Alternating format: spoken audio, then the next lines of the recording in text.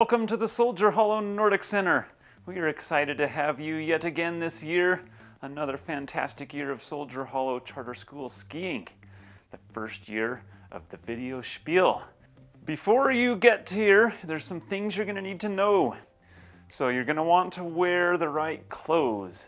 You want to wear some warm layers that allow you to take off a big jacket if it's too hot. So gloves and hats are required. You can take them off if it's hot. You have to figure out how to carry them. Coaches don't like to be pack mules. You're going to want to also think about a scarf or a buff to keep your cheeks warm. And dry pants are highly recommended. Water-resistant pants are good, but don't wear your giant puffy ski pants. You'll be too hot. Once you've got the right clothes, you'll come up to Soldier Hollow with your class. You're going to need to know what team you're on. Outside on the door, it will be posted, the class roster of the team you're on. Once you walk inside, there'll be another sign. That sign is going to say what your team is doing, what kind of skis you need. It's going to tell you whether or not you're using poles that day. It's going to tell you who your coach is going to be that day. Da da da. So when you come in and look at that, that's going to be your good time to get a drink or go to the bathroom if you need to, because then after that you'll be gearing up. So now it's time to find your boots. The skate boots, if that's what you're doing, they're found on a special rack, so you'll want to make sure you find a skate boot rack. The classic boots are most of the rest of the racks. Some of the classic boots have extra ankle support, meaning you can use them for both. We call those combi boots. And so you're going to need to find what boot you need. So you can find the size of your own shoes, so you know what size to get by looking at the inside of your sole sometimes. It'll sometimes be around the ankle where you put it on. If you don't know what size you need, you can try them on.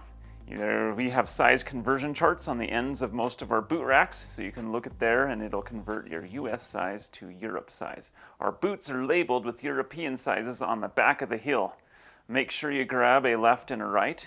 Some of you will surprise yourselves on trying to put on the wrong kind of boot. Don't do that. You don't need to make a fool of yourself. Speaking of boot racks, we have signs at the top of our boot racks that tell you what size of boot is found on that rack. Make sure you get a left and a right. Double check that the boot is snug but comfy. You want to be able to not have hurting toes halfway through practice. So here's a skate boot. Skate boot has the cinch lacing system.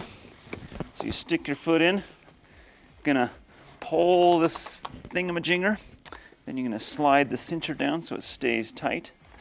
Tuck that in, zip up the zipper thing, and then you've got an ankle cuff on a skate boot or a combi boot. And you'll do the strap around. Ready to ski. Okay, so to put on your boots, here's one of our styles, just a classic boot here. Stick your foot in, pull the laces tight, then cross the laces, then go around the hooks. Then you're going to tie your butterfly knot like normal.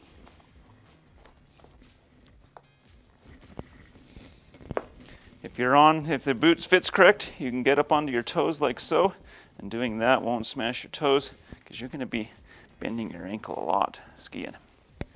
The last kind of boot that you'll see a lot of, especially for the kids, the younger kids, is this type of a boot.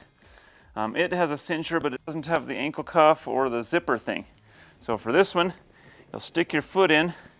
You need to pull it tight first, and then you cross the laces, even though they're stuck together at the end, you cross them here, then go around the hooks on each side, then come and cinch the front. There's kind of a lot of tail here, so if you don't want that flopping around, you can tuck it in their other laces like so. Then you're ready to ski. And once you've got your boots on, make sure you put your normal shoes back on the racks, or else Frederick the boot elf will come and steal your shoes. So once you've got your boots on and your shoes stashed, it's time to get some skis and poles. I recommend getting poles first. It's going to depend on whether you're skating or classicing, but in general, classics to the armpit shoulder, skate to the chin mouth. And so you're going to need to go and get your poles. Then you're going to need to get your skis. After you have your boots, and your poles, it's time to get your skis for the day. Classic skis have fuzz or scales on them to help you get a grip. Skate skis are smooth on the bottom. And generally, you're going to want to get some skis that are about as tall as you are, or maybe a little taller. So these classic skis fit me. Skate skis tend to be a little shorter. Here's that smooth bottom. Skate ski is going to go up to your eyeball, maybe a little taller, a little shorter, depending on your size. So once you have the skis you need, we want you to carry them responsibly and maturely and treating the equipment nicely outside.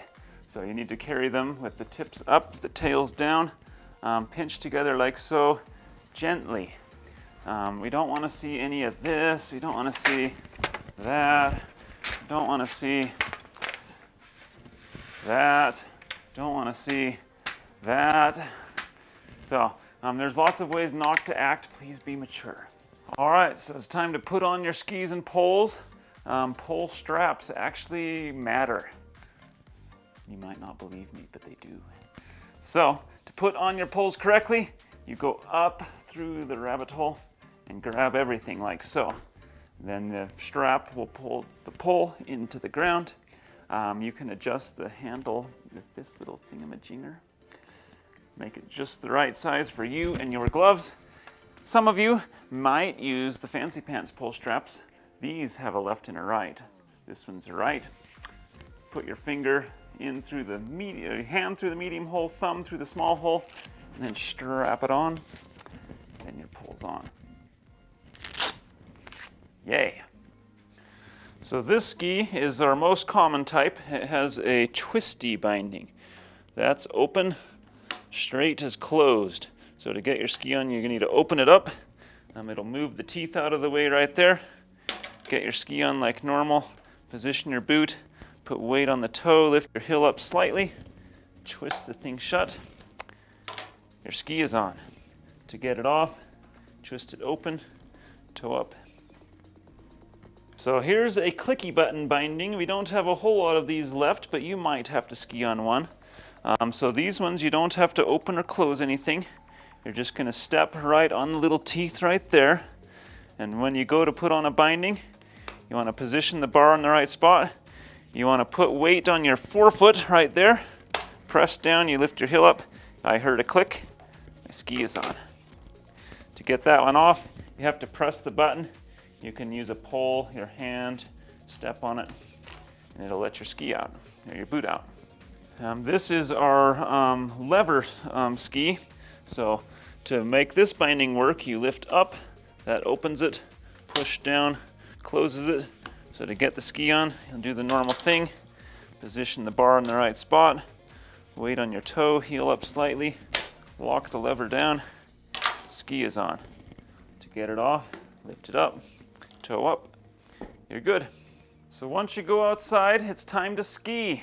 You're gonna wanna meet your team at the team sign, but once you're out going, we want you to remember several simple rules. Rule 1 is we want you to leave the environment alone. Don't pick it up. So leave rocks and sticks and stuff where they lie. That even includes snowballs. We want you to leave the snow on the ground. You don't get to pick it up and throw snowballs for a couple of reasons. Reason number 1 is it's rude and mean to throw snowballs at your classmates. Rule number 2, or the other reason, is that it makes your gloves wet. And you don't want to have cold fingers, do you? You might, if I'm feeling charitable, I will let you throw snowballs at my ski pole as part of the snowball challenge. And then that'll help me decide who gets to decide where to go when I've decided to let you choose. So another big thing we want you to do is to stay on the trail. The groomed trails are nice and smooth for skiing. It's more fun to cross-country ski on the groomed jobs just about always. If we're feeling adventurous, we might let you go off trail, but it'll be up to the coach, not you. So if there's raw logs, branches, and other things that can mess with you off trail, rocks. One of the biggies here at Soldier Hollow is mud. We don't want you getting mud from off of the trail onto the trail or onto our stuff. All right, if you find yourself away from your team, we want you to stay put. Our coaches are pretty good about going back and looking for slow, straggling team members. The other thing you can do is if you see another coach with a radio, in fact, all of our coaches will have radios, so if you see any coach, say, hey, I can't find my team. Can you radio my team coach? And we'll get you found. If you move around, it's less predictable. It gets harder to find. We want you to be respectful of the wildlife. If you see a deer or a moose, don't get closer to it. Go the other way. We want to not spook the animals. One last final thing, and I think we've mentioned it already, we want you to listen to your coach. They are trained to help you learn to ski better. Some of them might even know how to have a good time. So listen up and we'll have a fun and safe ski time. Another thing we want you to remember is to stay on the trail. Our trails are groomed really nicely. It makes it more fun and safe to ski. Off trail, there are many things lurking that can damage our equipment, or even more important, they could damage you. We don't want an injury. So there's logs and rocks and things that your skis can hit and maybe trip you up off trail. So we want you to stay on the trail. If we think there's a lot of snow, it could be that we'll let you go off trail and ski the powder. That can be fun sometimes. There's also these big snow whales out there that some of you love. We might let you play on those, but we have to judge that it's a safe enough whale to do that. You're not allowed on the whales unless you have the coach's specific permission. So once practice is over, your coach will tell you when you can head back to the lodge. We want you to put your skis and poles away neatly and correctly. So your skis, you should have 2 of the same type of ski and the same number. Then you go and put them in the slot. You need to have them as far back as is available in one of the right size lanes. Your poles, they need to go back to the proper place where they match up with the color and height. Once you're all done with practice, you can replace your gear and make sure to put your boots back and then head on over to the bus. Hey, I can't find my shoes. Oh yeah, I believe Frederick has them. The elf, you know. Frederick? Yeah. Oh no. What's he gonna do? What are the consequences? What's gonna happen to me?